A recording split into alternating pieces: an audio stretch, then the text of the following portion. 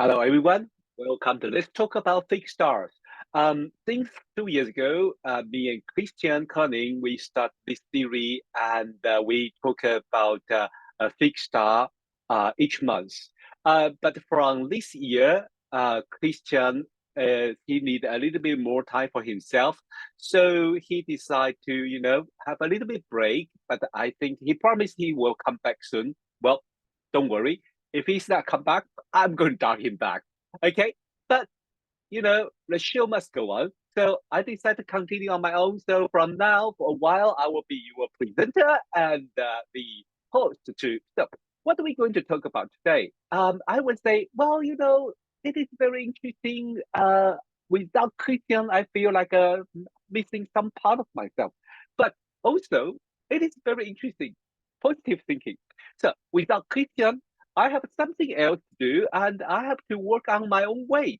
So I was thinking to maybe talk about a few things that um I mean of from my own research, okay, from my own research. But before that, I received some email talking about you guys talking about heliacal rising, heliacal setting, where I'm going to find the information and what is heliacal rising, heliacal setting. Whoa, what is or what are heliacal rising, heliacal setting? That is a good question, big question. You know that definitely usually we have a 1 hour webinar to talk about it. But let me use something very briefly. Well, some people have misunderstood about the heliacal rising. They think it's just simply a star which rising before the sunrise. And okay, also there is some different meaning. Okay, so let's beginning from here. A very simplified version of a heliacal rising. First, it must be in the opposite side of hemisphere of the observer. So, for example, I look at the sky from north hemisphere. For me, only the lone star on the south of ecliptic can be my list of heliacal rising. That's the first condition. And second, they will disappear because the sun's orbit and then sunlight. So they will disappear from the sky for a while. And then when sun move away from the star, we will see star rising before the sunrise. Then they should be bright enough. They should be first on another side of hemisphere from you, and then they should be bright enough, and then you can see they rising before they disappear. They have to disappear for a while, and then then they will reappear. They will appear before sunrise. Then they become the heliacal rising star until the next star appear, just like a merge from the sunlight. And so this is the definition of a heliacal rising star. Well, another way we're talking about heliacal setting star, that would be in the same side of our hemisphere. So for me, observed from the north hemisphere, there will be the lone star in the north of ecliptic first, and second, some star appear like they when you look at them, they would already appear in the sky, but some of them, apart from those circumpolar, they will never touch the ground. Some of those stars on the north hemisphere, from my view, will touch the ground. So the process they touch the ground, they call heliacal setting. They touch the ground when at sunrise. At sunrise, there's a heliacal setting star. There is a slightly confusion about it because some scientists' definition of a heliacal setting star, which only simply means setting with the sun. So when they talk about that, they're talking about some people talking about a star setting together with the sunset at the sunset. So don't get confused in the astrology, especially when we study from Dr. Brady. The definition is heliacal rising star must be the star disappear because covered by the sun for a while, and on another side of observation, and another side of a hemisphere of an observation, and then they being disappear because covered by the sunlight, okay, and then slowly they will come out of sunlight and rising before the sunrise. This is called heliacal rising. And the heliacal setting, those stars appear, stay in the sky for a while, and they start to descend in and touch the ground at the sunrise. That is the heliacal setting star. Okay, so how do we interpret them, and where are we going to find them? Well, the first, I just give you a very simplified version. The first is the heliacal rising. They disappear from the sun and then emerged, get out of the sunlight. It's a good thing. From Egyptian, they are like the god come back from the duet, from the underworld. So the restoration have an important meaning of a restoration. The most astrologers believe heliacal rising star like a maybe guiding or describe our environment. So it give you the guidance, and it give you the describe your background, your environment. Okay, then heliacal setting because it touch the ground, so it's more earthy, it's more physical, it's more practical. So it's how you going to your purpose of the world, how you come to this world, what are you going to do, and also is about your strategy or your ability or your gift to accomplish your task. Okay, so these are two basic meaning of a heliacal rising and heliacal setting. And let me show you the website. We all know the very good website called astro.com. So let me show you. You can get those information from astro.com. Okay, here you are. Well, it's an amazing website. If you ever never been there, go to click astro.com and register account, and you can draw as much as chart you like. Well, when you go to the horoscope astro.com like this, then you can go to horoscope, and I think there should be like a free horoscope type or something. Well, I just click maybe free horoscope. Oh no, this is a free horoscope. Sorry. Okay, yeah, here we are. Sorry. Oh, is this one horoscope and drawing data? Sorry about that. And we go to extended chart selection. Extended chart selection. You choose the people you want to draw the chart. I always have Barack Obama here, so then you choose uh, facial. Facial, okay. And then you scroll down the menu. You will see the parent and the star face. You have two choices. One is a parent according Benedict Brady, and another one is a parent according Benedict Brady with Uranus Pluto. Well, probably do this one. Then we like to see Pluto position. Then in here you got all the information: planet, ascendant sign, and the houses. Then you get aspect. This is a basic chart. Then you start having your heliacal rising and heliacal setting. Okay, so you have a heliacal rising canopus. That's Barack Obama. So what is canopus? Well, canopus is in the south hemisphere, south celestial hemisphere.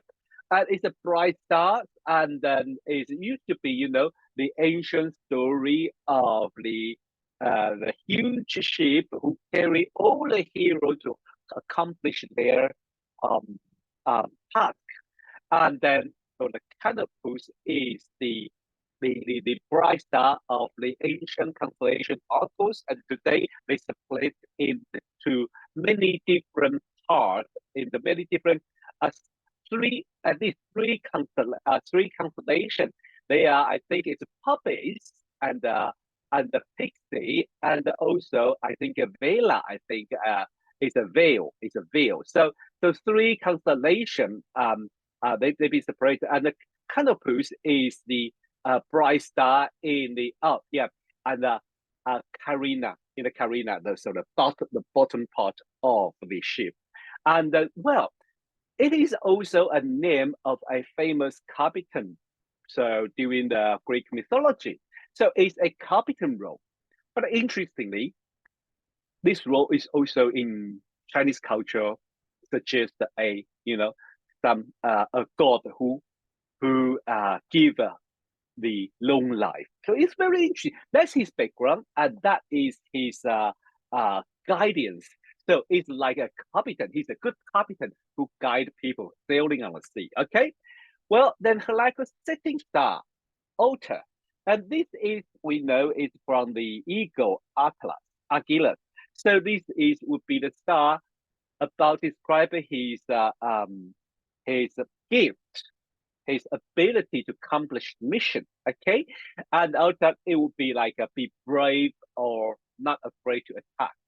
So these are the way we interpret the Heliacal Rising and Heliacal Setting.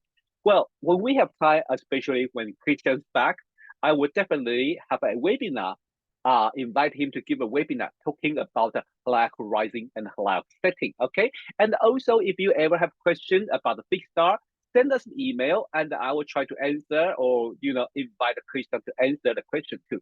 This is not only part of today. Well, as I said, I'm going to give you something interesting. So what I think is I'm going to talk about something that we don't usually talk about in the traditional astrology, and I decided to go nebula because this is my research. So today I'm going to share a very interesting nebula, which is first visible by naked eye, and second, in the winter it's very easy to see, especially now it's so cold. Once appear in the night, these stars or this nebula is right in front of you. And in the famous constellation, you will never miss it. It's in Orion. Today, I'm going to talk about the Orion Nebula. Okay, Orion Nebula. Let's go. So first, Orion Nebula, as another name, in the astronomy, we call it the Messier 42 Nebula. It's a bright nebula in Orion. And we know it's super bright. So when you look at it, it looks like this. Okay, this is the star. This is the stars. Okay, guess what this is Pleiades. Here is Pleiades, and this is Aldebaran. Aldebaran. Now you can see where is Orion. Here, this is three star of Orion Belt. This is Betelgeuse. This is Bellatrix. Okay, and this is Rigel. So you have a whole Orion on the roof. And where's Orion Nebula? Have you noticed this beautiful tear? The beautiful thing dripping down?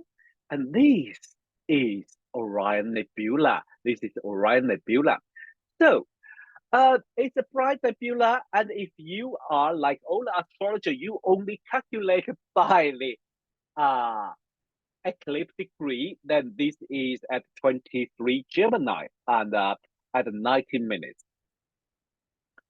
First, we have to know is Orion Nebula. This is the region has many bright stars is forming at this moment.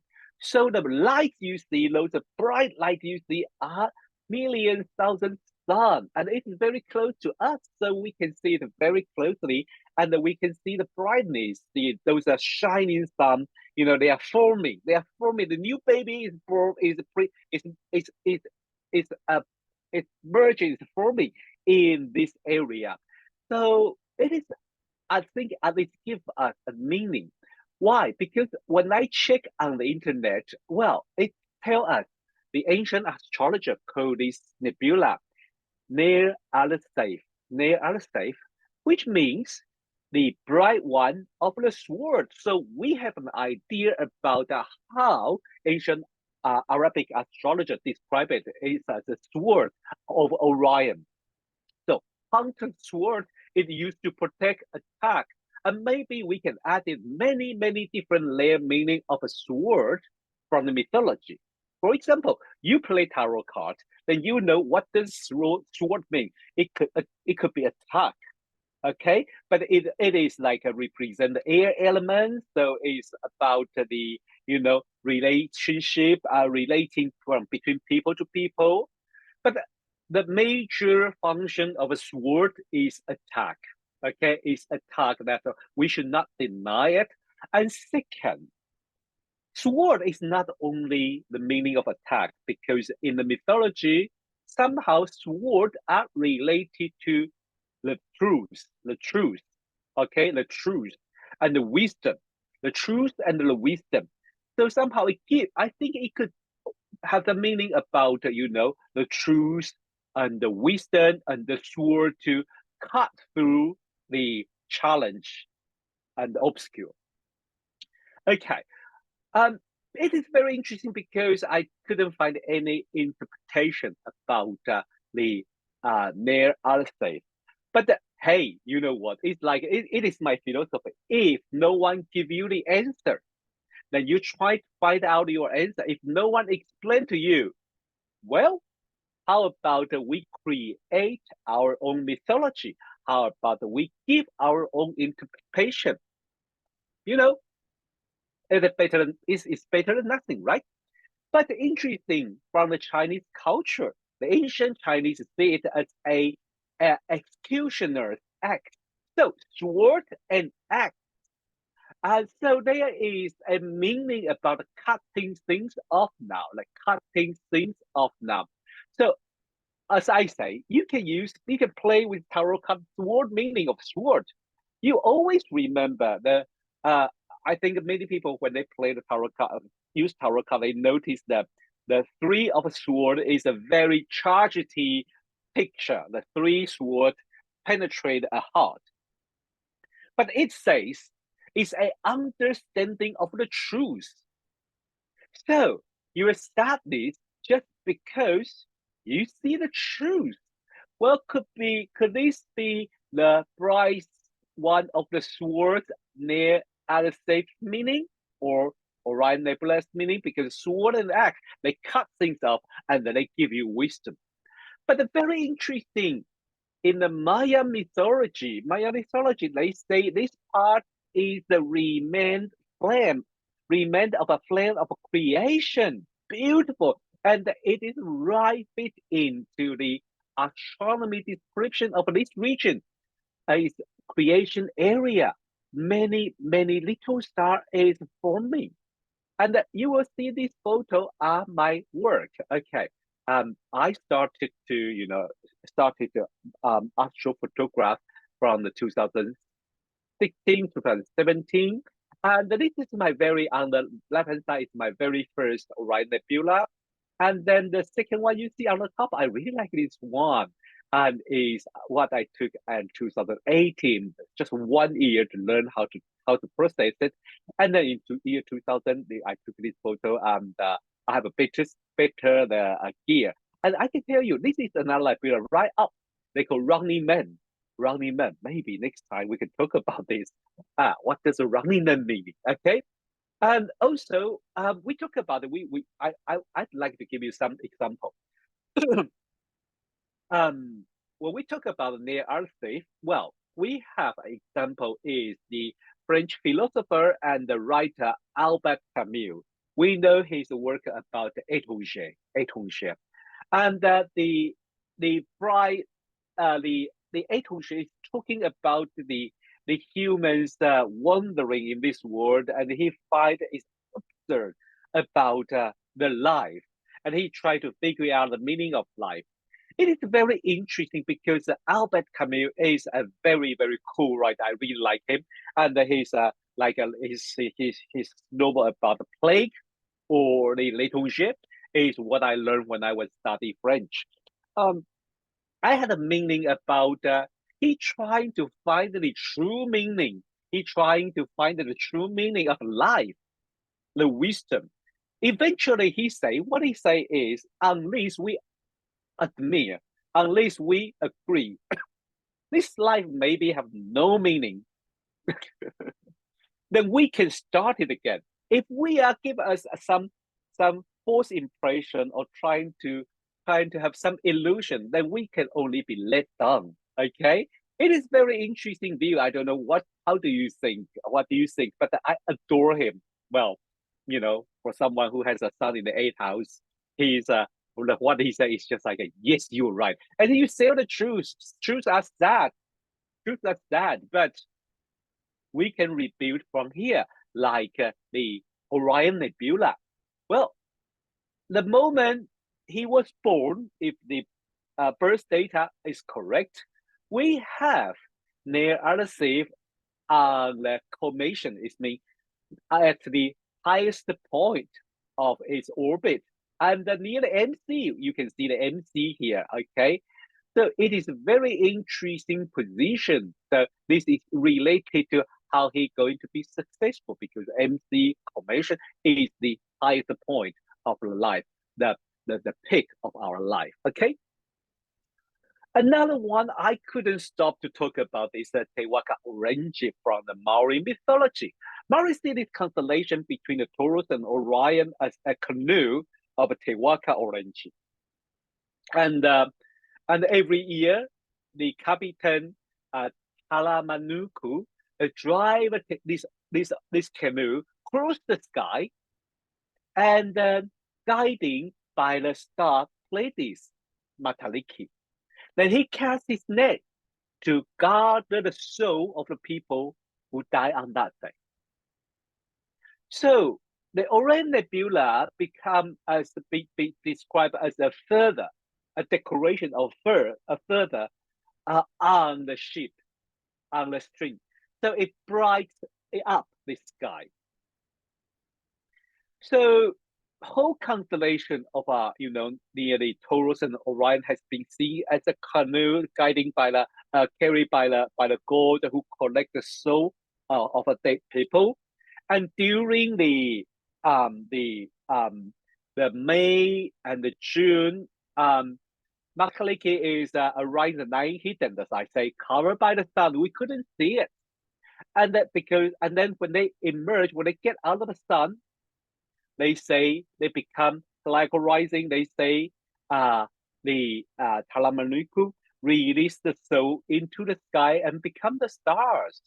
So here's how they see. Here is Orion, okay? Here's Orion Nebula, and here's Taurus, okay? And here's Mataliki, okay? They are still in the North Hemisphere, okay? They are still in the North Hemisphere, especially Mataliki. Mataliki is in the North Hemisphere. So this, because if we say Maori, they are in New Zealand. So the Pleiades Mataliki can become Heliacal Rising for them, but not for people who live in North Hemisphere. That's what I'm talking about today, okay? So where is, well, here is the South Hemisphere, I have to say. Here is South Hemisphere, and here could be North Hemisphere, okay? So thank you. Well, this is my first time present the Let's Talk About Fixed Stars, and I hope you all enjoyed. I will try to bring you something new. In the February, I will bring you another, famous nebula. Guess what? Okay, and then in March, I'm going to talk about a potential comet going to bright up our sky. So if you have any question or any feedback, please send it to me. Christian is not here. I'm lonely. Write me something. All right. See you next month. Bye bye.